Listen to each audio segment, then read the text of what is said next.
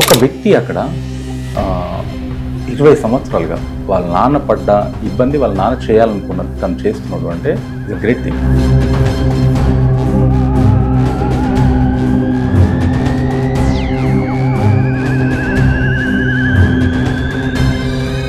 ఈయన దగ్గరికి హరిద్వార్ వెళ్ళిన వాళ్ళకి రాత్రి 2 గంటలకు వెళ్ళినా సరే కడుపు నిండా రాత్రి ఉప్మా కానీ చపాతి కానీ లేకుంటే అన్నం కానీ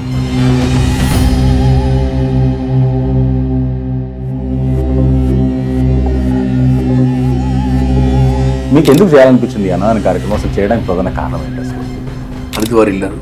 అప్పట్లో యాత్రకు వెళ్ళడం అంటే తెలుసుగా మీకు చాలా కష్టమైన పని. ఆయన ఏదో ఆయన కోరిక వెళ్ళాలని వెళ్ళారు. వెళ్తే అక్కడ ఉన్న 4 రోజులు కూడా భోజనం దొరకలేదు, తెలుగు భోజనం. ఒక ఆశ్రమం 4-5 బిల్డింగ్లు అలాంటిది వసతి చేయగలిగారు ఏమన్నా? ఈ రోజు వరకు కూడా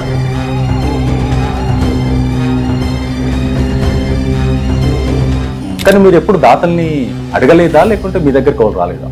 అయ్యో లేదండి, తలా చేసి నడిపిస్తున్నారంటే యాత్రకు వచ్చేవాడు ఎలా ఉంటుంది, చారధామ యాత్రకు వచ్చేవాడు, బద్రీనాథ్ యాత్రకు వచ్చేవాడు, వాళ్ళు ఆల్రెడీ చాలా ఖర్చుల్లో వస్తారు. హీరో మహేష్ బాబు గారు వాళ్ళ అమ్మ కాలం చేసినప్పుడు మీ దగ్గరికే వచ్చి అక్కడ కార్యక్రమాలు చేశారు. ఏం కార్యక్రమాలు చేశారు సార్? ఇందిరమ్మ గారు కాలం చేసినప్పుడు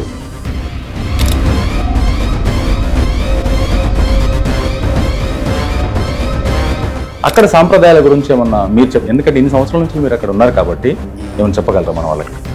యాక్చువల్గా ఏంటంటే ఇది మనకి చెప్పాలనే విషయం ఏంటంటే 3 కుటుంబాలు ఎక్కువ అక్కడ.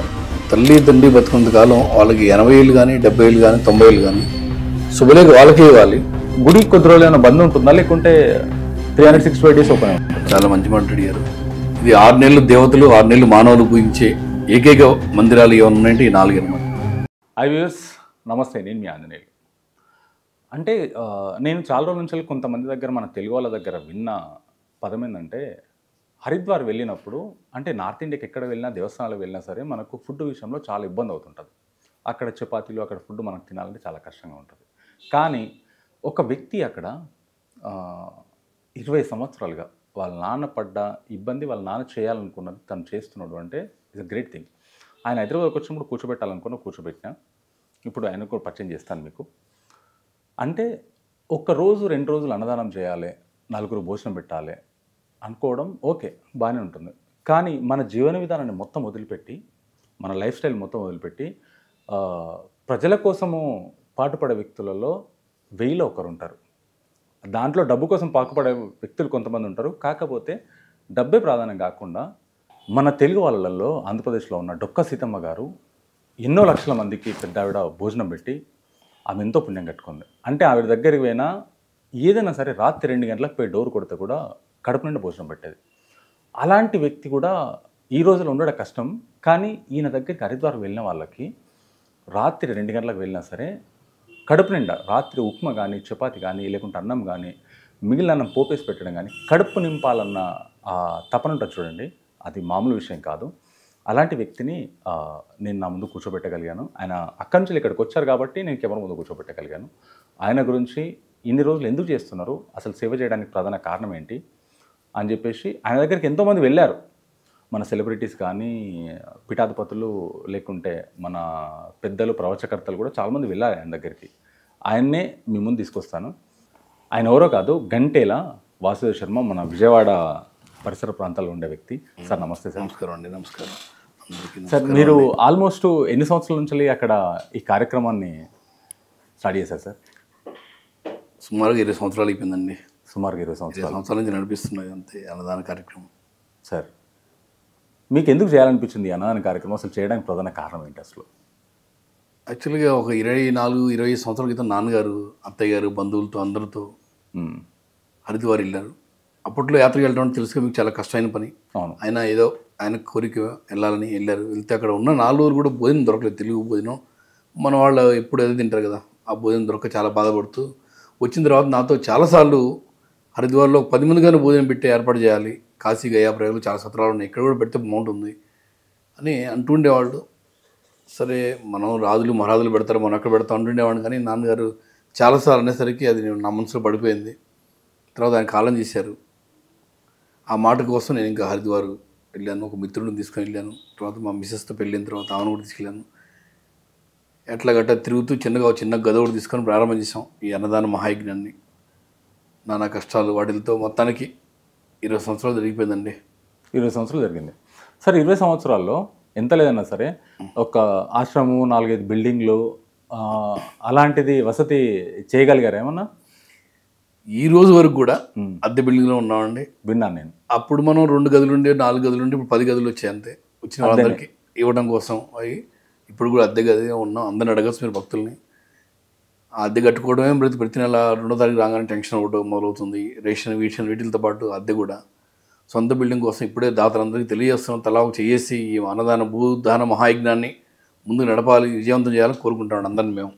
సార్ ఎన్ని రోజుల నుంచి మరి 20 సంవత్సరాల నుంచి చేస్తున్నారు కదా, మామూలుగా సంవత్సరం 2 సంవత్సరాలు వారణాసిలో నేను చూశాను, 2-3 సంవత్సరాలు చేసిన వాళ్ళే సొంత బిల్డింగ్లు కొని అన్ని ఏర్పాటు చేసిన వాళ్ళు ఉన్నారు. కానీ మీరు ఇప్పటిదాకా 20 సంవత్సరాల నుంచి ఇలాంటివి చేయకుండా ఎప్పుడు ఒక 2 సంవత్సరాలకు ఒకసారి షిఫ్ట్ అవుతూ ఒక ప్లేస్ నుంచి ఒక ప్లేస్ షిఫ్ట్ అవుతూనే చేశారంట.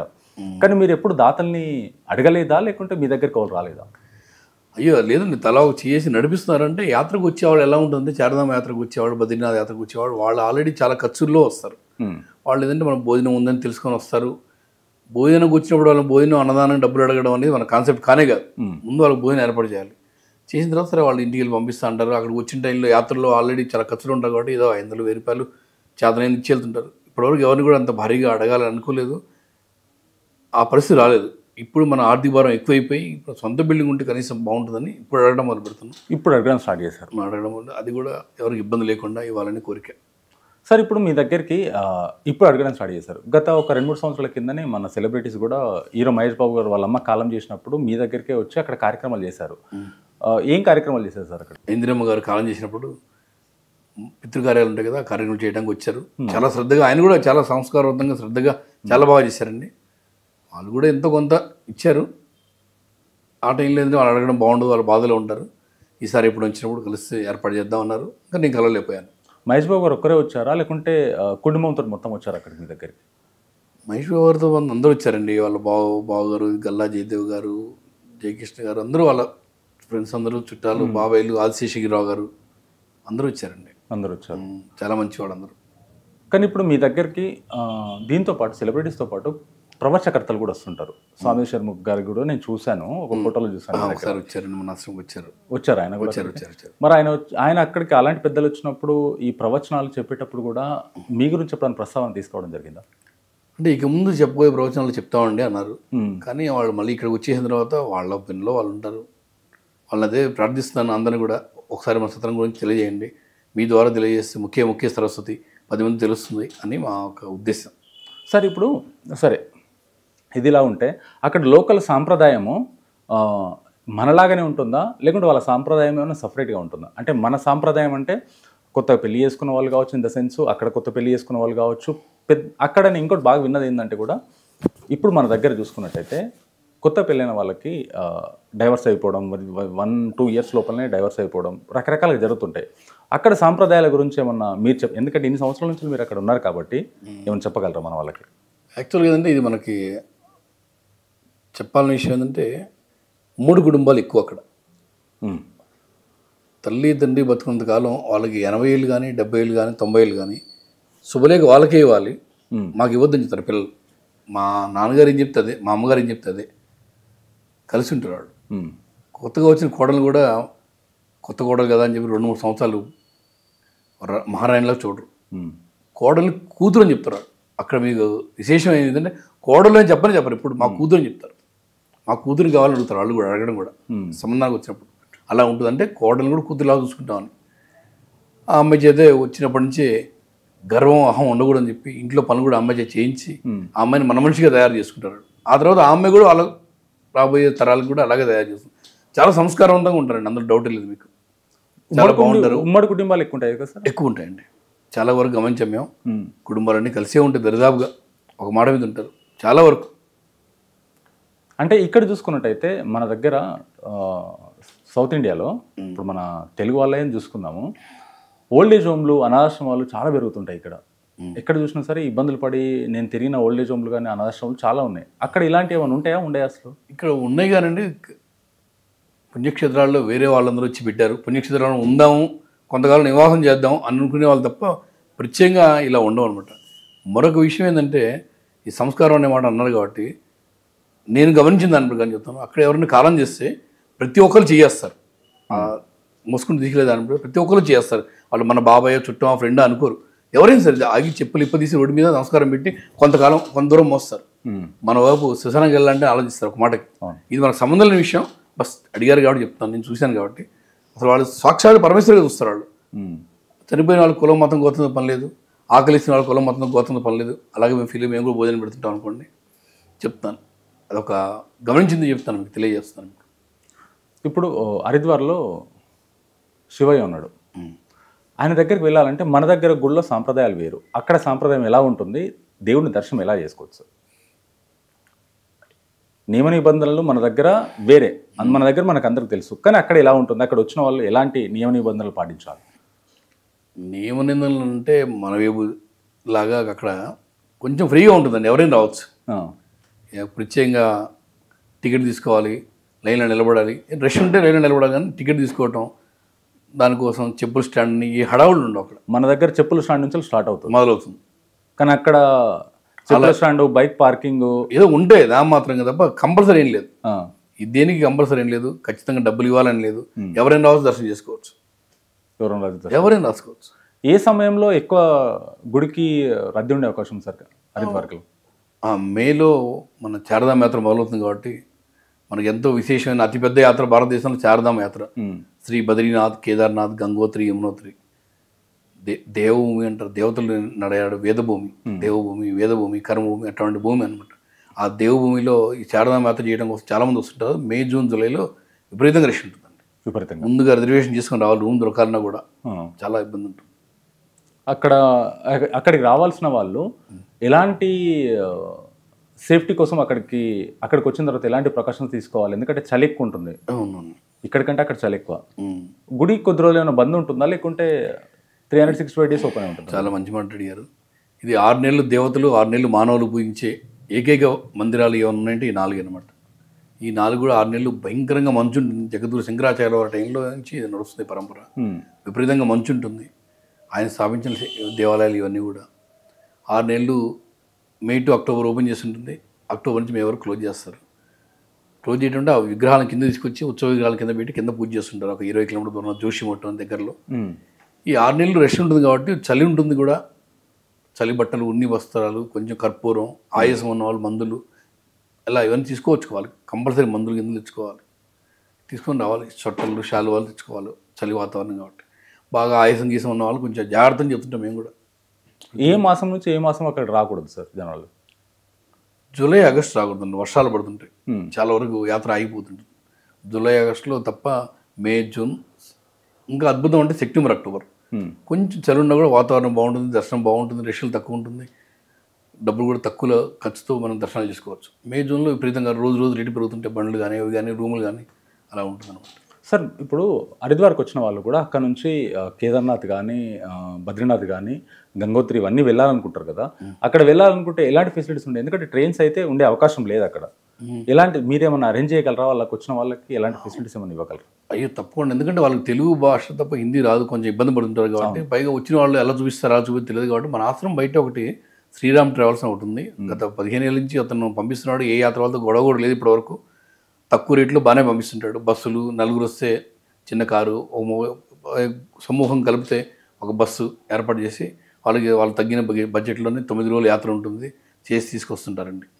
ఏర్పాటు చేస్తుంటే ఎంతమంది వచ్చిన ఇబ్బంది లేదు. ఎంత ఖర్చు అవ్వచ్చు అక్కడ నుంచి అక్కడ యాత్ర అంతా తిరిగి రావడానికి 9 days? సుమారుగా తిరిగి రావాలంటే ఒక 4,000 నుంచి 5,000 టికెట్. ఇది గ్రూప్గా వెళ్ళాలంటే, సపరేట్గా వెళ్ళాలంటే ఒక బండికి రోజుకి 3-4 వేలు తీసుకుంటారు. 9 రోజుల యాత్ర ఇది. ఈ మధ్య ఇది కూడా పెట్టారు, అందరూ అడుగుతున్నారు భోజనం కూడా ఇబ్బందిగా ఉంటుంది పైన అంటే ప్యాకేజీలో కూడా పెట్టాడు అతను. అన్ని చోట్ల భోజనం, రూము, వసతి, మన దక్షిణ భారత భోజనం అన్నీ ఏర్పాటు చేస్తారు. దానికి ఒక 20 నుంచి 25 వేలు తీసుకుంటారు. రష్ని బట్టి, సమయాన్ని బట్టి ఏర్పాటు చేస్తుంటాడు. ఇబ్బంది లేదు. మీకు ముందుగా తెలియజేయాలి, దేనికైనా సరే ఒక 4 రోజులు ముందుగా తెలియజేస్తే వాళ్ళకి అన్నీ ఏర్పాటు చేస్తారు. ఇబ్బంది ఏమి లేదు. సరే ఇప్పుడు తెలుగు వాళ్ళు ఎక్కడికైనా పోయినా సరే ప్రతి గుళ్ళో నుంచి ఒక వస్తువు మన ఇంటికి తెచ్చుకోవాలన్న దాంతో ఉంటారు. మన దగ్గర లడ్డు ప్రధానంగా చూసుకుంటే తిరుపతి లడ్డు అయినా ప్రతి గుళ్ళోకి వెళ్ళినా సరే లడ్డు కంపల్సరీ ఉంటుంది. కానీ అక్కడ లడ్డు సాంప్రదాయం ఉండదు. దేవుడికి స్వీట్ సమర్పిస్తారు తప్ప ఇంకా వేరే ఉండదు. అక్కడ నుంచి ఎలాంటి వస్తువులు తెచ్చుకోవచ్చు, ఎలాంటి వస్తువులు తెచ్చుకోవచ్చు? మామూలుగా యాత్రకు వెళ్తేనే ఒక పాత్ర తేవాలని మన పెద్దవాళ్ళు చెబుతుంటారు. ఏదైనా యాత్రకు వెళ్తే ఒక పాత్ర కొనుక్కొచ్చుకోవాలని. మన వైపు ఉత్తరాఖండ్, దేవభూమి, నార్త్ ఇండియాలో మొత్తం అంతా హరిద్వార్ గంగాజలం రుద్రాక్షలు దొరుకుతుంటాయి, ఇమ్మడి పంచలు దొరుకుతుంటాయి. ఇంకా అవే ఉంటాయి ఇతర సామాన్లు. అవన్నీ ఇక్కడి నుంచి ఇక్కడికి వస్తుంటాయి. కానీ ఇక్కడి నుంచి అక్కడికి వచ్చి కొనుక్కోవడానికి గంగాజలం ఉచితంగా దొరుకుతుంది, రుద్రాక్షమాలు దొరుకుతాయి, ఈ మడి పంచలు ఇవి కొనుక్కొని తెచ్చుకోవచ్చు. రాగి పాత్రలు ఇవి ఉంటాయి అనమాట. ప్రసాదం అక్కడ ఏం దొరుకుతుంది సార్? ప్రసాదం ఇదే గంగాజలం ప్రసాదం. గంగాజలమే ఇదే తీసుకొచ్చి ఇంట్లో పెట్టుకుంటారు. ప్రసాదం అంటే మనం ఏం సమర్పిస్తే అదే. ఇన్ని రోజులు నిల్వ ఉండదు కాబట్టి ఏది కూడా మనం ఏం సమర్పిస్తే అదే. ఈ పట్టిక బెల్లాలు ఇవన్నీ పెడుతుంటారు ఎక్కువ. సార్ మీ దగ్గర రోజు ఎంతమంది సాధువులు సంతులు ఎంతమంది వచ్చి భోజనం చేస్తారు సార్ మీ దగ్గర? ఈ మే నుంచి అక్టోబర్ వరకు రోజుకి 300 దాకా సాధువులు పొద్దున సాయంత్రం వస్తూనే ఉంటారండి. వీళ్ళందరికీ భోజనం పెడుతుంటాం. ఎవరైనా తల్లిదండ్రులు తిథి రోజు, పుట్టినరోజు, వాళ్ళ తిథి రోజు, ఏదైనా రోజు చెప్తే ఆ రోజు ఇంకా విశేషంగా తెలియజేస్తుంటాం. వాళ్ళకి భోజనం పెట్టి ఒక్కోసారి కొంత దక్షిణ కూడా ఇస్తుంటాం. మన లాక్డౌన్లో అందరూ ఇబ్బంది పడ్డారని చెప్పి తలా చేసి తలా సబ్బులు, పేస్టులు అవన్నీ కూడా ఇచ్చామన్నమాట. చాలా వరకు మీరు చూసింటారు గతంలో వీడియోలో ఏమన్నా చేస్తుంటాం అనమాట. తర్వాత యాత్రికులు ఎప్పుడు వచ్చినా భోజనం పెడుతూనే ఉంటాం. మీరు యాత్రికులు వచ్చినా భోజనం పెడుతుంటారు. కానీ కొంతమంది అక్కడ తల్లిదండ్రుల కాలం చేసిన వాళ్ళ కార్యం అక్కడ చేసుకోవాలనుకుంటారు, పిండ ప్రధానం అక్కడ చేసుకోవాలంటారు, వాళ్ళు రాలేని సిచ్యువేషన్లో ఉంటారు. కానీ మీకు చెప్తే మీరు చెప్పించే అవకాశం ఏమైనా ఉంటుందా? ఇది మోక్షపట్నం కదండి. అయోధ్య, మధుర, మాయ, కాశీ, కంచి, అవంతిక, పూరి, ద్వారావతి 7 మోక్షపట్నాల్లో మాయ అంటే హరిద్వార్. ఈ మాయాపూరి, హరిద్వార్లో వచ్చిన వాళ్ళు ఇటు ప్రత్యక్షం చేసుకుంటారు. రాలేని పక్షంలో కొంతమంది మేము రాలేవండి, కుదరట్లేదండి, ఆందోళన రాలేవనుకున్న వాళ్ళు వాళ్ళ తల్లిదండ్రుల తిథులు, గోత్రాలు, పేర్లు, ఫోటో తీసుకొని మేము అక్కడ చేయించి వాళ్ళకి వీడియోలు కూడా పంపిస్తుంటాం. వాళ్ళ పేరు అన్నదానం కూడా జరిపిస్తుంటాం.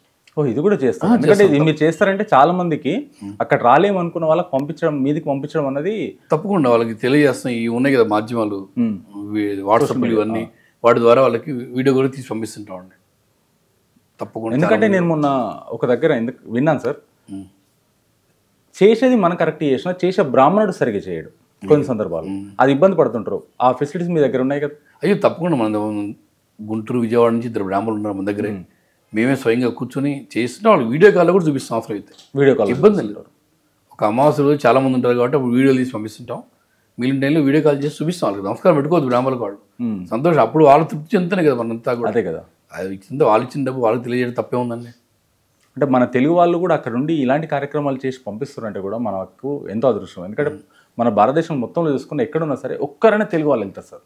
ఏదైనా ఒకటి కంపల్సరీ తెలుగు వాళ్ళు ఏదో ఒక దేవస్థానంలో కంపల్సరీ వెళ్తారు. అది మీరు అక్కడ ఉండడం చాలా అదృష్టం సార్. దాంతోపాటు మీరు ఇప్పుడు అక్కడ ఏమన్నా ల్యాండ్ కొన్నారా, లేకుంటే బిల్డింగ్ ఏమైనా కట్టాలనుకుంటున్నారా, లేకుంటే వాటి ఓన్లీ ఫండ్స్ కోసమే వాటి కొనాలి, ఓన్లీ ఫండ్స్ పైనే డిపెండ్ అయినారా మీరు? అంటే ఇప్పటివరకు ఇంక కొనలేదండి. ఇప్పుడే ఇంక భూదాన మహాయజ్ఞం అని ఒకటి ఆలోచన చేసి అందరం కలిసి, పెద్దలందరం కలిసి, దీనికి ఏంటంటే ఫండ్స్ కావాలి. విరాళాలు అందరూ, దాతలందరూ కూడా. మొన్న అనుకోకుండా 2 సంవత్సరాల క్రితం ఒక పాండే గారిని వారణాసి నుంచి వచ్చారు. ఆయన ఈ ట్యాక్స్ ఆడిటింగ్ చేస్తుంటారు. ఆయన వచ్చి ఇంత పెద్ద సంస్థ నడుపుతున్నారు మీరు, మీకు ట్యాక్స్ ఎగ్జామ్షన్ ఉంటే బాగుంటుందని చెప్పి ఆయన ₹1 తీసుకోకుండా మాకు ట్యాక్స్ ఎగ్జామ్షన్ సర్టిఫికేట్ ఇచ్చారు. ATC ప్రొవైడ్ చేశారు. మామూలుగా కావాలని చాలా ఖర్చు అవుతుందని చెప్పారు. అందుకని నేను దాని జోలికి వెళ్ళలేకపోయాను ప్రతిసారి కూడా. ఆయన నాకు ఉచితంగానే ఇచ్చారు, నార్మల్ ఫీజుతో ఇచ్చేసారు. ఇప్పుడు 2 సంవత్సరాల నుంచి మనకి ట్యాక్స్ ఎగ్జామ్షన్ కూడా వచ్చింది. ఎవరైనా విరాళాలు ఇస్తే వాళ్ళకి ఆదాయ పన్ను సర్టిఫికేట్ నిమిత్తం అది కూడా ఏర్పాటు చేయగలుగుతాం. ఈ విరాళాలు ఇస్తే భూదానం తీసుకుని దాని మీద చిన్న చిన్న కొన్ని గదులు కట్టి చేయాలని ఒక సంకల్పంలో ఉన్నాం. దీనికి మీ అందరూ కూడా సహకరించాలని కోరుకుంటాను నేను. కంపల్సరీ సార్, మా తరఫున 100% కూడా తెలియజేయండి 10 మందికి. కంపల్సరీ తెలియజేస్తాం సార్. ఎందుకంటే 20 సంవత్సరాల నుంచి చేస్తున్నప్పుడు మామూలుగా ఒక గల్లీలో 4గురికి భోజనం పెడుతూ 4గురికి అన్నదానం చేస్తూనే ఈరోజు సోషల్ మీడియాలో ఇన్స్టా, ఫేస్బుక్, యూట్యూబ్, ట్విట్టర్లో పబ్లిసిటీ చేసుకుంటారు. 20 సంవత్సరాల నుంచి మీరు అక్కడ చేస్తున్నప్పుడు ఎలాంటి పబ్లిసిటీ చేసుకోకపోవడానికి కారణం ఏంటి? అంటే మనకి ఇది తెలియలేదు ఇంతవరకు. ఇలా చేయాలని తెలియదు. వచ్చింది ఏదో నడుపుతున్నాం కానీ ఈ మధ్య అందరూ వచ్చిన యాత్రికులే చెప్తున్నారు, మీరు ఇంకా దీన్ని ప్రచారం చేయండి సార్, చాలామంది తెలియట్లేదు, ఇంకా తెలియజేయాలి. ఒక 10 మందికి తెలియజేస్తే 10 మంది ఇంకో 100 మంది చెప్తారు. అప్పుడు మీకు ఈ భూదానం కానీ బిల్డింగ్ కొని అందరూ దానాలు ఇస్తారు. జరుగుతుందండి. చాలామంది ఇవ్వాలనుకుంటారో తెలియకపోవచ్చు. ఇంత మంచి జరుగుతుంది ప్రత్యక్షంగా చూస్తున్నాం కాబట్టి మీరు తెలియజేయండి. ప్రతి ఒక్కరు చెప్తుంటే మేము ఈ మధ్య ఇందులోకి వచ్చి ఈ ఒక పిల్లల ద్వారా సోషల్ మీడియాలో వచ్చి అన్నీ తెలియజేస్తున్నామండి. మన తెలుగు సత్రం .org వెబ్సైట్ ఒకటి ఓపెన్ చేశారు. తెలుగు సత్రం పేరు మీద యూట్యూబ్లో అన్నింటిలో ఉన్నాయి, మీరు కూడా చూడొచ్చు, మీకు తెలుస్తుంది. సార్ ఇప్పుడు ఎక్కడైనా దేవస్థానానికి వెళ్ళినప్పుడు తెలుగు వాళ్ళకి ఒక కోరిక అంటే ఆతృత ఉంటుంది. మనకు దర్శనం ఎట్లా అవుతుందో, అక్కడ ఎలాంటి ఇబ్బంది ఉంటుందో, లేకుంటే అక్కడ పోయిన తర్వాత ఏదైనా ఇబ్బందులు పడాల్సి వస్తుందో, కొంతమంది ఏజ్డ్ వాళ్ళు వస్తుంటారు, ఏదైనా ఇబ్బంది అవుతుందేమో అని భయం ఉంటుంది కొంతమందికి. అలాంటిది దర్శనం కానీ వాళ్ళకి కావాల్సిన ఫెసిలిటీస్ ఏమైనా మీరు అరేంజ్ చేయగలరా అక్కడికి వచ్చినప్పుడు? హరిద్వార్ లోకల్గా అయితే మనకు అంత ఇబ్బంది ఉండదు, దర్శనాలు అయిపోతే కానండి. బద్రీ, కేదార్, గంగోత్రి, యమునోత్రి భారతదేశంలో అత్యంత విశేషమైన యాత్ర అంటే అదే. అవును. కొంచెం కష్టాలు తప్పదు అక్కడ, ఎందుకంటే వాతావరణం సహకరించదు. బాంబేకే ఫ్యాషన్, బద్రీనాథ్కి మోసం ఎప్పుడు ఎలా ఉంటుంది ఎవరు తెలియని చెప్తుంటారు అక్కడ వాళ్ళు. అక్కడ ఎప్పటికప్పుడు కాసేపు ఎండ, కాసేపు వాన, కాసేపు వర్షం, అది అన్నీ తట్టుకొని కొంచెం ఉండాలి. ఒకరోజు దర్శనం అవ్వదు, ఒక్కోసారి వెంటనే అయిపోతుంది, ఒకసారి 2 రోజులు టైం పడుతుంది. అందుకని అందరికీ చెప్తుంటాం ఒక రోజు ఎక్కువ తీసుకొని రండి అని చెప్పి. తప్పదు, రెస్టారెంట్ మీద ఆధారపడి ఉంటుంది, చిన్న చిన్న పట్టణాలు కాబట్టి కొంచెం వెయిట్ చేస్తూనే వెళ్ళాలి. దర్శనం అయిపోతుంది వచ్చిన అందరికి కూడా, అందరూ డౌట్ లేదు, వచ్చిన వాళ్ళకి మాత్రం దర్శనం అయిపోతుంది. సరే, ఇప్పుడు మనం వారణాసికి వెళ్ళాం, కాశీకి వారణాసికి వెళ్ళినప్పుడు మనం ఓన్లీ విశ్వేశ్వరనాథ్ మందిర్ మాత్రమే అనుకుంటాం. అక్కడ వెళ్ళిన తర్వాత కాలభైరవుని దర్శనం చేసుకోవాలి, క్షేత్ర పాలకుని దర్శనం చేసుకోవాలి, అమ్మవారిని దర్శనం చేసుకోవాలి, గ్రామదేవతని దర్శనం చేసుకోవాలి, తిరుబండారేశ్వర్ ఉంటుంది, అక్కడ లోకల్ చాలా ఉంటాయి మళ్ళీ ప్రత్యేకమైన గుళ్ళు. ఇలాంటిది ఏమన్నా హరిద్వార్లో మెయిన్ గుడి కాకుండా ఇంకా దానికి సంబంధించిన గుళ్ళు ఇంకేమైనా ఉన్నాయా మెయిన్ అయ్యో ఉన్నాయండి. అష్టావంశ శక్తిపీఠాలు అంటే 108 శక్తిపీఠాల్లో ఒకటైన మాయదేవి మందిరం ఉంది, మానసాదేవి, చండీదేవి, దక్ష ప్రజాపతి మందిరం, చండీదేవి పైన ఆంజనేయ స్వామి గారి తల్లి గారిని ఆంజనేయదేవి గుడి దేవాలయం ఉంది పైన. తర్వాత బిలోకేశ్వర మందిరం ఉంది, దక్ష యజ్ఞం జరిగిన ప్రాంతం అక్కడే అనమాట. దక్ష ప్రజాపతి మందిరం ఉంది, దక్ష ప్రజాపతి మందిరం ఉంది. సతీదేవి సతీకుండ ఉంటుంది, సతీకుండ అక్కడే ఉంటుంది. తర్వాత ఇంకా ఈ మధ్య కొత్తగా భారతమాత, వైష్ణోదేవి, పవన్ ధామ్ ఇవన్నీ కట్టారు. ఇవి కూడా చూడాల్సినవి, కొంచెం అట్రాక్టివ్గా ఉంటాయి యాత్ర వాళ్ళకి. భారతదేశంలో స్వతంత్ర సమరయోధులు బిల్డింగ్లు అన్నీ ఉన్నాయి అక్కడ, అందరూ విశేషమన్నీ ఒక్కొక్క లైన్లో కట్టారనమాట. అవి చూడొచ్చు. అద్భుత మందిరం అని చాలా ఉన్నాయి అనమాట. దక్ష ప్రజాపతి మందిరం అంటే అక్కడ సతీకుండ అని చెప్పడం కారణం, అక్కడ పిల్లల పేరంటాకి వెళ్తే అమ్మవారు అవమాన పొందుతుంది కదా పార్వతీదేవి, అవును, ఆ ప్రాంతం అక్కడే అనమాట. జరిగినప్పుడు ఆ విరహం తట్టుకోలేక నన్ను ఎవరు పడుచుకోవట్లేదు ఇక్కడ, సాక్షాత్ పరమేశ్వరుడు వద్దునా కూడా నేను వచ్చాను నేను అవమానం చెందినా అని చెప్పి ఆమె ఆ సతీకుండంలో అగ్నిహోండం ఉంటుంది, అందులో దూకేస్తుంది. ఓకే, అక్కడ ఆరంభించుకుంటుంది హరిద్వార్లోనే. ఓకే, అప్పుడు పరమేశ్వరుడు భట్టుబారుడు పిలిపించి ఆమెను బుధాన్ని వేసుకొని ప్రపంచాన్ని నాశనం చేద్దామని, అంటే నేను వ్యవహారిక భాషలో చెప్తాను, జరిగిందే కదా సార్, మొత్తం ప్రపంచం నాశనం అయిపోవాలి అన్నంత కోపం వస్తుంది దానికి. ఆ కోపంతో తీసుకొని వస్తే మళ్ళీ విష్ణుమూర్తి వీళ్ళందరూ కూడా సేకరించి శాంతి చేసి, అప్పటికే అమ్మవారు 18 భాగాలుగా 18 చోట్ల పడిపోతుంది. 18 శక్తిపీఠాలు అవన్నీ అష్టాశక్తిపీఠాలు ఈరోజు మనం చెప్పుకుంటున్నాం. అక్కడి నుంచి స్టార్ట్ అయింది. అది ఇప్పటివరకు మనం ఓన్లీ హరిద్వారాన్ని మాత్రం గంగా లేకుంటే మందిరాన్ని అనుకున్నాం కానీ తప్ప ఇంత లేదు. దక్ష ప్రజాపతి మందిరం అక్కడే ఉంది. అంటే మొట్టమొదటి శక్తిపీఠం అక్కడి నుంచి స్టార్ట్ అయింది. శక్తిపీఠం కాదు ఇది, దక్ష ప్రజాపతి మందిరం. ఓకే, అష్టావంశ శక్తిపీఠాల్లో మాయదేవి మందిరం వస్తుంది. ఈ మానస, చండీ, దక్ష ప్రజాపతి ఇవన్నీ అక్కడ చెప్తారు. అష్టాశక్తిపీఠాలు మాత్రం 18 మనం ఏవైతే శాస్త్రాలు చెప్తున్నాం పురాణాల్లో అవే అనమాట. సార్, అప్పుడు దక్ష ప్రజాపతి దగ్గరికి కూతురుగా వచ్చినప్పుడు సతీదేవి అక్కడనే చేసుకున్నప్పుడు దక్ష ప్రజాపతికి తలను నరికేసి మేకను పెట్టేది అక్కడనే. అక్కడెక్కడే అండి, అక్కడే దక్ష యజ్ఞం జరుగుతున్నప్పుడు ఇదంతా ఈ స్థల పురాణం ప్రకారం ఎంత మనం చెప్పుకున్న దాని ప్రకారం అంతా జరిగిన తర్వాత మళ్ళీ ఆయన శాంతి అయిపోయిన తర్వాత దక్ష ప్రజాపతి మందిరం అని ఇప్పుడు అక్కడ శివలింగం ఉంటుంది. అక్కడ అందరూ రోజు అభిషేకాలు చేస్తుంటారు. హరిద్వార్ అసలైన మొట్టమొదటి హరిద్వార్ అదే అనమాట. ఇప్పుడు మీలోని కొత్త నగరం అంతా పెరిగింది, ఒరిజినల్ అదే. ప్రతి మనిషి ప్రతిరోజు దర్శనం చేయడానికి వెళ్తుంటారు. అక్కడ లోపలిగా ఉన్న దరిదాపుగా అద్భుతమైన మందిరం అక్కడే జరిగింది అంతా కూడా.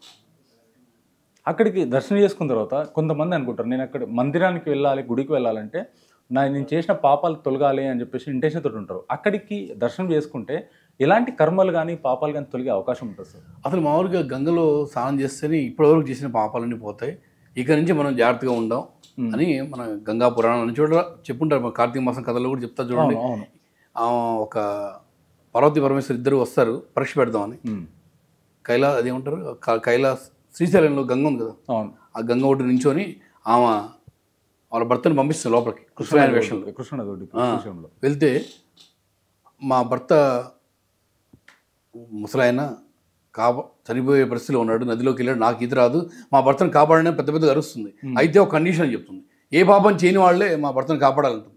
వాడు అక్కడ గండబిండేంద్రు, పురోహితులు, సాధులు, సంతులు, మహాత్ములు, సాధారణ వ్యాపారస్తులు, రకరకాల వాళ్ళు కొన్ని వేల మంది ఉన్నారు. కానీ ఏ పాపం చేయని వాళ్ళు కాపాడలేదు, వాళ్ళు మునిగిపోతారు అనేసరికి అందరూ ఆశ్చర్యం ఆగిపోతారు. ఎలాగా మరి ఆయన ఎలా కాపాడారు, ఆయన కాపాడండి అరుస్తున్నాడు, పెద్ద ఆయన అయిపోయాడు, మనం వెళ్ళలేకపోతున్నాం, మనం పాపం చేస్తుంటాం, ఏదో చిన్న చిన్న పాపం అంటే ఏదో పెద్ద పెద్ద సంథింగ్ చిన్న చిన్న జరుగుతుంటాయి కదా. అప్పుడు పైనుంచి ఒక మహిళ వస్తుంది, ఆమె ఏదో ఇబ్బంది రీచ్ ఏదో జరుగుతుంటుంది ఇంట్లో, బయట ఏదో జరుగుతుంటుంది. ఆమె ఆ మాట వింటుంది, సార్ నేను ఇప్పుడు దాకా ఏం పాపం చేశాను, నాకు అనవసరం, గంగలో మునిగి పాపాలు పోతాయంటే చెప్తారు కదా అని గంగలో మునిగి లేచి వెంటనే వెళ్ళి కాపాడు తీసుకొస్తాను. ఆయనకేం కాదు, ఆమెకేం కాదు. ఏంటంటే ఆమె నమ్మిన గంగని, నమ్మితే గంగ లేకపోతే మామూలు నీళ్ళే కదండి. నమ్మకం ప్రధానం ఇక్కడ. గంగలో మునిగి చేస్తే అన్ని పాపాలు పోతాయని చెప్పారు నాకు. మునిగింది, లేచింది, స్నానం చేసింది, ఇల్లని కాపాడు తీసుకొచ్చింది. కాబట్టి అత్యంత అద్భుతంగా నమ్మాలి, నమ్ముతూనే ఏదైనా లేకపోతే ఉంది. నమ్మకం ప్రధానం. సరే ఇప్పుడు మీరు అన్నారు గంగ ప్రధానం అని చెప్పేసి, గంగ ప్రధానం, నమ్మకం మోస్ట్ ఇంపార్టెంట్. కానీ మీరు మన ఇద్దరం కలిసినప్పుడు నాకు గంగ వాటర్ నాకు ఇచ్చారు. అయ్యో, అది నా అదృష్టం అనుకోవచ్చు. అక్కడ నుంచి గంగ నీళ్ళు మీ ద్వారా నాకు వచ్చినాయని. కానీ ఈ గంగ నీళ్ళను మామూలుగా ఇంట్లో తెచ్చినప్పుడు ఏం చేయాలి, కానీ దీనికి లైఫ్ టైం ఏమైనా ఉంటుందా గంగ నీళ్ళకి? అయ్యో, గంగ నీళ్ళకి లైఫ్ టైం అంటే 60 సంవత్సరాలు కూడా అలాగే ఉంటుందని చెప్తారు దీన్ని. 60 సంవత్సరాలు దీనికి, అంటే 60 సంవత్సరాలు మన సంవత్సరాలు ఉన్నాయి కదా. అవును, ప్రభాది సంవత్సరం చెప్పుకుంటాం కదా. అవి 60 సంవత్సరాలు అయిన తర్వాత మళ్ళీ అది ఆవిర్భావిపోతాయి అంటారు. అంటే 60 సంవత్సరాల పాటు ఎటువంటి వాసన రాకుండా ఉంటాయని చెప్పారు. ఇది సైన్స్ శాస్త్ర నిరూపణ కూడా చాలామంది ప్రయత్నం చేశారు, కుదరలేదు కూడా. అంటే ప్రత్యక్షంగా గంగకి కొన్ని ఉన్నాయి కదా, ఈ 132,000 పర్వతాల మీద ప్రవహించి భూమి మీద ప్రవహించిన తర్వాత ఆ గంగను మనం తీసుకొచ్చుకుంటాం. అనేక రకాల ఔషధి చెట్ల మధ్యలో నుంచి వస్తుంది, అనేక రకాల చెట్లు మనం చూసి ఉంటాం, అలా చెట్ల నుంచి వస్తుంది. కాబట్టి ఇది ఔషధి అంటారు, గంగా అంటారు, గంగమారు, బందాకిని శాస్త్రనామాలు ఉన్నాయి. చాలా ప్రభావం అవుతుంది. మన పుణ్య రోజుల్లో మన రోజు గంగా స్నానం చేయాలంటే కుదరదు కాబట్టి కొంచెం మన నీళ్ళలో కొంచెం కలుపుకొని చల్లుకొని స్నానం చేస్తుంటాం, అభిషేకాలు అప్పుడు వాడుతుంటాం. గంగా గంగేతియో పురుజనానం సత్తైర్ ముచ్చితే సర్వపాపభ్యో విష్ణులోకం సగచ్చిత అని పేరు చెప్తేనే అని పోతాయని చెప్పి మన శ్లోకం చెప్పబడింది, పెద్దవాళ్ళు చెప్పింది దాంట్లో. సరే ఇప్పుడు మీరు గంగ నీళ్ళ గురించి ప్రత్యేకంగా చెప్పారు. కానీ నేను వారణాసికి వెళ్ళినప్పుడు వారణాసిలో గంగ నీళ్ళు అందరూ తెచ్చుకుంటారు, అది గంగని. అక్కడి నుంచి వచ్చి వారణాసిలో ప్రవహించేది కూడా గంగమ్మని. అయితే ఆ గంగమ్మ దగ్గర నీళ్లు తీసుకోకూడదు, త్రివేణి సంగమంలో నీళ్ళు తీసుకోవాలని చెప్తుంటారు. కరెక్ట్ పాయింట్ అడిగారు. గంగా యమున సరస్వతి ఇక్కడ ఉంది, కానీ గంగ నీళ్ళు మీరు అక్కడ ఉంది. అసలు ఏది ప్రధానం, దేన్ని తీసుకునేది? కాశీ ప్రయాగులో చెప్పేది కాశీ గంగ నీళ్ళు చెప్తారు. చెప్పడం మాత్రం కాశీ నుంచి గంగ నీళ్ళు తీసుకొచ్చే ఉంటారు. ఎందుకంటే హరిద్వార్ నుంచి వచ్చిన గంగ మన త్రివేణి సంగమంలో కలుస్తుంది. కలిసే ముందు మేము పడవలో తీసుకుంటారు. బహుశా మీరు గుర్తు మధ్యలో త్రివేణి కలిసి గంగా, అది హరిద్వార్ నుంచి వచ్చిన గంగే, శుద్ధ గంగ అని చెప్తారు అనమాట. ఓకే, ఇక్కడికి వచ్చిన అన్ని నదులు కలిసిపోతాయి కాబట్టి కలవక ముందు అక్కడ తీసుకొని వస్తారు. మేము ఇచ్చిన గంగ కూడా అదే, మీకు హరిద్వార్ శుద్ధ గంగ. శుద్ధ గంగ హరిద్వార్ నుంచి వచ్చింది. మొట్టమొదటి భూమి మీద అడుగుపెట్టిన ప్రాంతం హరిద్వారే కదండి, ఋషికేశ్ హరిద్వార్. అక్కడి నుంచి వచ్చిన ప్రవాహమై కాన్పూర్ వీటన్ని మీద కలిసి మన వారణాసికి వస్తుంది. అంటే ఇక్కడ ప్రధానమా లేకుంటే అక్కడ ప్రధానమా? అది గంగకి ప్రధానంత పని లేదండి. గంగ మీ ఇంట్లో ఉన్న గంగే. ఓకే, అందుకే గంగ అంత విలువ. అంటే త్రివేణి సంగమం, కాశీ అండ్ హరిద్వార్, ఈ మూడిట్లో ప్రధానం దేన్ని తీసుకుంటారు గంగని? గంగ ప్రధానం అంటే నేను చిన్న అనుభవం చెప్పాలనుకుంటాను, చెప్పంటారా? ప్లీజ్. నేను ఒకసారి, అంటే ఇక్కడ కాదు, ఒకసారి రాజస్థాన్ వెళ్ళాను. నేను ఏదో పని మీద వెళ్ళాను, నాకు అనుకోకుండా కొంచెం ఈ పర్స్ ఎక్కడ పడిపోయింది, ఇబ్బందిలో ఉన్నాను. సరే మా మిత్రుడికి ఫోన్ చేశాను. అప్పట్లో ఈ ఫోన్లో ఎక్కువ లేవు అనమాట, మామూలు ల్యాండ్లైన్లో ఉండే కదా. చేస్తే అతను, సరే నేను ఎవరి ద్వారా మనిషిని పంపిస్తాను, అప్పుడు దాకా నువ్వు అక్కడైనా ఉండి గుళ్ళు ఎక్కడన్నా అప్పుడు వచ్చి కలిసి వద్దుగా అన్నారు. ఇందులో అక్కడ ఒక వ్యాపారి ఏదో పని మీద ఆగాడు. నేను మాటలతో నేను హరిద్వార్ నుంచి వచ్చాను. అయ్యో, హరిద్వారంగా నేను చెప్పులకి దండం పెట్టాడు ముందు. నన్ను నా జేబులో ఉన్న గంగా ఆయనకి ఇచ్చాను. అది నాకు ఆ గంగమారు ఏటీఎం లాగా ప్రవర్తించింది అనుకోండి, నేను చెప్పాలంటే వ్యవహారిక భాష చెప్పాలంటే. ఇవ్వగానే ఆయన, అయ్యో నేను గంగ అంత గంగ తీసుకొచ్చారు, ఇది కూడా 500 ఇచ్చాడు ఆయన. ఫర్ ఎగ్జాంపుల్ ఆయన స్థాయికి 100 ఇవ్వచ్చు, 500 ఇవ్వచ్చు. ఆ రోజు నాకు అదే అద్భుతం అయిపోయింది. గంగ వచ్చింది మన ఇంటికి అని చెప్పి ఎంతో ఆనందపడ్డాడు. నెత్తి మీద పెట్టుకొని ఇట్లా కళ్ళగత్తుకొని తీసుకొని ఆయన బండిలో పెట్టుకొని చెప్పులు ఇప్పి నాకు మళ్ళీ ఒక ఇచ్చాడు. నేను అసలు అడగలేదు, ఏం చేయలేదు. నేనైతే గుళ్ళో అక్కడ ఉన్నా, ఇప్పుడు డబ్బులు వస్తారేమో వెళ్దాం అనుకున్నా. అంటే అంత అద్భుతం అనమాట. అంటే ఆ రోజు నుంచి మీరు అందరు కలిసిన వాళ్ళ కంపల్సరీ ప్రతి ఒక్కరికి ఇస్తాను. ఇంత అద్భుతమైన గంగామారు మనం చేతని ఇద్దామని ఇస్తున్నాం. మనోడి దగ్గర అందరూ ఉచితంగానే ఇస్తున్నాం, ఇప్పుడు కూడా ఉచితంగానే ఇస్తున్నాం. కాకపోతే కొరియర్ ఛార్జెస్ కొంచెం ఎక్కువ అవుతున్నాయని చెప్పి కొంచెం మీరు భరాయించండి అని చెప్తారు. చేస్తాం. ఈ మధ్య కొంచెం రేట్లు పెరిగిపోయినాయి. చిన్న గొప్పదంటే ఇష్టంగా కొంచెం అభిషేకాలకి వాటికి 25 లీటర్లు పంపించని అడుగుతున్నారు. 25 లీటర్లు పంపించాలంటే కొంచెం ఖర్చు అవుతుంది. ఆ ఖర్చు ఏదో మీరు భరాయించండి, నేను పంపించేస్తాను ఉచితంగా అని చెప్తున్నా. కొరియర్ ఛార్జెస్ పెరిగినాయి కదా, తప్పదు. చాలా అద్భుతం అనమాట గంగా అంటే. నేను ఆ రోజు అనుకున్నా ఇంత చిన్న సీసా ఇవ్వడం వల్లే గంగమారు నా యందు ఇంత అద్భుతం చేసింది అనుకోండి. సరే, ఇప్పుడు మన తెలుగు వాళ్ళు అక్కడికి మీ దగ్గరికి వచ్చారు అనుకోండి, ఏం తెలియకుండా అక్కడికి వచ్చారు, ఇబ్బందులు పడే అవకాశం ఉంది. మీ దగ్గరికి వస్తే అన్ని సౌకర్యాలు కలిగించి పంపించే అవకాశం ఉంటుంది. తప్పకుండా యాత్రకు సంబంధించిన అన్ని విషయాలు మన దగ్గర ఉండడానికి, భోజనం, వసతి, ఆ చార్ధామ్ యాత్రలో ఎక్కడ ఇబ్బంది అయినా మనం ఫోన్ చేయమని చెప్తాం. దరిదాపు అన్ని చోట్ల ఎక్కడో తెలిసిన వాళ్ళు ఉంటారు, లేకపోతే అక్కడ హిందీ వాళ్ళతో మాట్లాడి ఆ ప్రాబ్లమ్ సాల్వ్ చేస్తుంటాం. వాళ్ళకి చార్ధామ్ యాత్ర కానీ, బద్రీ కేదార్ యాత్ర కానీ, పితృకార్యాలు చేయడం కోసం వస్తే ఆ పితృకార్యాలు చేయించడం కానీ, హరిద్వార్లో నారాయణ శిల మందిరం ఉంది.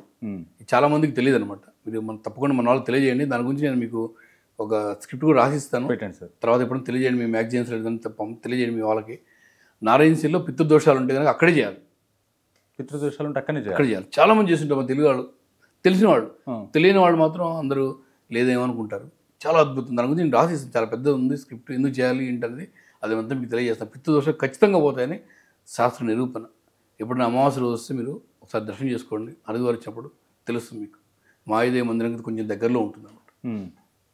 ఇవన్నీ కూడా అన్ని విధాలుగా మేము సహకరిస్తుంటాం. ఈ పిండ ప్రదానం కూడా మనము గయాలో చేస్తేనే పోతుంది అంటారు, మరి మీరేమో అక్కడ ఏది ఈ మోక్షపట్నాలు ఎక్కడైనా సరే, గంగానది తీరాల్లో ఉన్న ఎక్కడైనా సరే వెళ్తే పితృకార్యాలు చేయాలి. మనం వెళ్ళినప్పుడు పితృదేవత పైనుంచి ఆలోచిస్తున్నట్ట, మా కొడుకు, మా తమ్ముడు, మా మిత్రుడు వెళ్ళాడు, మనకి ఏమన్నా కొంచెం ఇంత సూక్ష్మ రూపంలో సరే చిన్న పిండ ప్రదానం చేస్తాడేమో, ఆ పిండ ప్రదానం పోసిన నీళ్ళే వాళ్ళకి అద్భుతంగా దొరుకుతాయి. వాళ్ళు ఆలోచిస్తుంటారు పైనుంచి మా కొడుకు పిల్లలు ఎలా చేయాలని. వాళ్ళు దోషాలు పోగొడుతుంటారు, ఆశీర్వాదం చేస్తుంటారు. పితృ ఆశీర్వాదం ఉంటే ఏదైనా కదండి పెద్దవాళ్ళ ఆశీర్వచనం. ఈ 7 మోక్ష పట్టణాలు చేయాలండి. అయోధ్య, మధుర, మాయ, కాశీ, కంచి, అవంతికాపురి ద్వారా చేయాలి. వీటితో పాటు ఈ పితృప్రధానాలకి, పిండ ప్రధానాలన్నిటికీ ఒక హైకోర్టు ఇదంటే పెద్దదంటే ఆ టైప్లో బద్రీనాథ్, బ్రహ్మకపాలు, అక్కడికి వెళ్ళి ఖచ్చితంగా చేస్తుంటారు. అక్కడికి వెళ్ళాం ఖచ్చితంగా అక్కడికి వెళ్ళి చేసిన తర్వాత ఎప్పుడన్నా శరీరం సహకరించబోతే పర్వాలేదు, శరీరం సహకరించిన వరకు చేయాలని ఉంది శాస్త్రంలో. ఈ గయలో చేసిన రోజు ఆపేయండి, కాశీలో చేసిన ఆపేయండి అని ఎక్కడ లేదు శాస్త్రంలో. సార్ ఇప్పుడు వారణాసిలో నేను చూశాను గంగారతి 6 నుంచి 8 ప్లేస్లలో గంగారతి జరుగుతుంటుంది. అక్కడ కూడా గంగారతి జరుగుతుంది. అయ్యో తప్పకుండా అండి. జగద్గురు శంకరాచార్యులు శ్రీచక్రపీఠం పెట్టిన ప్రాంతం హరికి పాదం, విష్ణు మద్దపడి భూమి మీద పాదం పెట్టిన ప్రాంతం అది. అక్కడ గంగారతి జరుగుతుంది. హరికిపేడి అంటారు ఘాట్ని. కొన్ని వేల మంది సాయంత్రం పూట వస్తుంటారు. సాయంత్రం పొద్దున 2 పూట గంగారతి జరుగుతుంది. గంగారతి దర్శనం చేసుకోండి అందరూ. అవకాశం లేని వాళ్ళు ఫోన్ చేయండి, ఆ వీడియో కూడా పంపిస్తాను నేను. రోజు పంపించలేకపోయినా కొన్ని రోజులనే మీకు తెలియజేస్తాను. మీకు ఇంపార్టెంట్ చూడాలనుకున్నప్పుడు గంగారతి జరుగుతుంది, కొన్ని వేల మంది జరుగుతుంది. మీరు కూడా అందులో పాల్గొనండి. గంగమ్మ దర్శనం ఆ వీడియో పెట్టండి సార్, నేను మీతో పాటు ఆ వీడియోని కూడా డిస్ప్లే చేస్తాను. గంగారతి దర్శనం అనేది చాలా రేరు. తప్పకుండా పంపిస్తాను. అది కూడా ఎవరు చూడన్నా కూడా ముందు ఫోన్ చేస్తే సాయంత్రం వాళ్ళకి వీడియో కాల్ కూడా చూపిస్తాను. వీడియో కాల్ ఏం తప్పలేదు.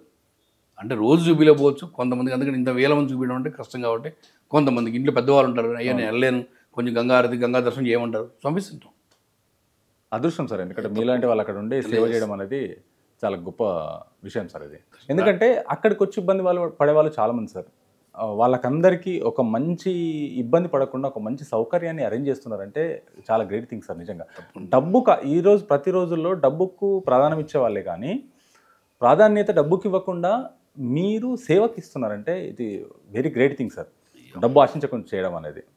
నేను కూడా మా ప్రేక్షకులకు చెప్తాను, హరిద్వార్ వెళ్ళాలనుకున్న వాళ్ళు, శారదాం యాత్ర వెళ్ళాలనుకున్న వాళ్ళు అక్కడికి నేను వీలైనంత వరకు శర్మ గారిది నెంబర్ నేను డిస్ప్లే చేస్తాను.